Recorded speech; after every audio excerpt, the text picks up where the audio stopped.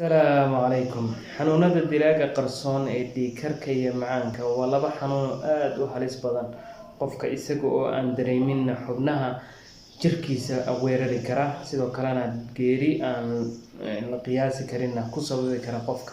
Haddaba waxaa habboon in haddii xanuunkan lagugu sheego ama aad ogaato in aad la socoto oo aad xakameyso guud ahaan cunadaada habka aad u nooshahay oo aad exercise sameyso mar walba.